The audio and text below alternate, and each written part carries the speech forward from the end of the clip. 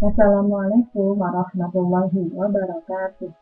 Halo anak soleh dan solehah, bagaimana kabarnya hari ini? Semoga sehat selalu dan tetap dalam lindungan Allah.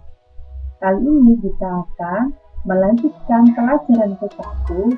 Mari belajar surat Al-Falaq dengan subtema memahami makna Quran surat Al-Falaq. Adapun tujuan pembelajaran kita pada kesempatan kali ini yaitu siswa mampu memahami makna Quran surat Al-Falaq.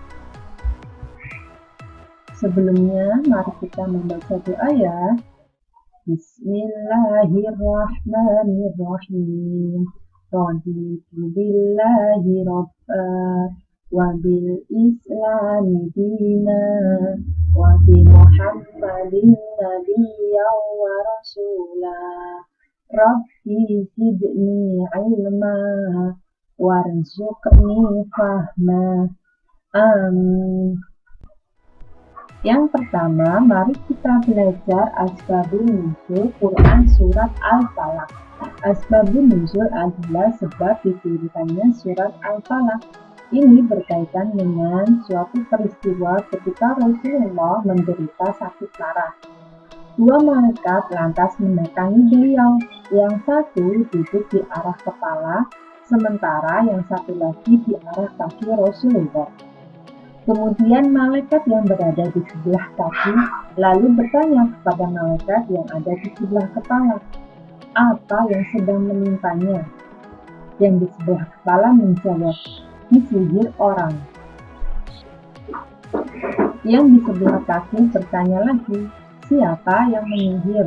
Dijawab, Latif ibnu A'syam, seorang Yahudi. Malaikat itu bertanya lagi, di mana diletakkan sihirnya itu? Lalu dijawab, di sebuah sumur di bawah batu. Pada pagi harinya, Rasulullah mengutus Ammar bin Yasir serta beberapa sahabat untuk pergi ke sumur tersebut. Mereka lantas menimba airnya, mengangkat batunya, dan mengeluarkan sebuah kotak kecil. Ternyata di dalamnya terdapat seutas tali yang memiliki 11 simpul. Selanjutnya Allah menurunkan surat ini, yaitu surat Al-Falaq. Setiap kali Rasulullah membaca satu ayat dari surat Al-Falaq, maka terurailah satu simpul itu, sehingga Rasulullah bebas dari pengaruh sihir. Berikut ini adalah Quran surat Al-Falaq beserta artinya. Mari kita pelajari maknanya bersama-sama ya. Ayat 1. Qul a'udzu birabbil falaq. Artinya, katakanlah, aku berlindung kepada Tuhan yang menguasai waktu subuh atau waktu fajar. Ayat 2. Min syarri ma khalaq. Dari kejahatan makhluk yang Dia ciptakan. Ayat 3. Wa min syarri ghasiqin idza waqab. Dari kejahatan malam apabila telah gelap gulita. Wa min syarri naffasati fil 'uqad. Dari kejahatan perempuan-perempuan penyihir yang meniup pada buhul-buhul talinya. Wa min syarri hasidin idza hasad. Dan dari kejahatan orang yang dengki apabila dia dengki. Nah, ini dia kita akan belajar makna per ayatnya. Ayat 1. Qul a'udzu birabbil falaq. Katakanlah, aku berlindung kepada Tuhan yang menguasai waktu subuh.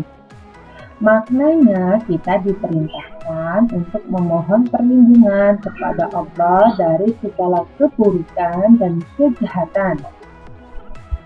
Ayat 2. Min syarri ma khalaq. Dari kejahatan makhluknya. Artinya apa? Kita memohon perlindungan dari kejahatan segala sesuatu yang diciptakan oleh Allah, seperti jin, setan, manusia, binatang, dan sebagainya. Ayat 3. wa min syarri ghasiqin idza waqab, dan dari kejahatan malam apabila telah gelap gulita. Kenapa kok dikatakan kejahatan malam? Karena pada malam hari binatang buas keluar dari persembunyiannya, para pelaku kejahatan melakukan aksinya, serta pada malam hari juga biasanya terdapat gangguan dari makhluk gaib. Dan karena itu kita meminta perlindungan kepada Allah. Ayat 4, wa min syarrin naffatsati fil 'uqad, dan dari kejahatan wanita-wanita tukang sihir yang menghembuskan pada buhul-buhul. Ayat ini menandakan bahwa sihir itu ada, seperti santet, guna-guna, dan sebagainya. Bahkan Rasulullah pun pernah mengalaminya. Oleh karena itu, kita harus selalu memohon kepada Allah agar terhindar dari sihir.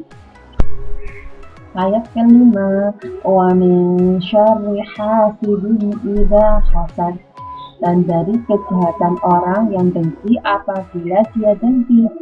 Dengki adalah sifat iri hati melihat orang lain bahagia, sehingga ia akan berusaha menghilangkan nikmat orang lain.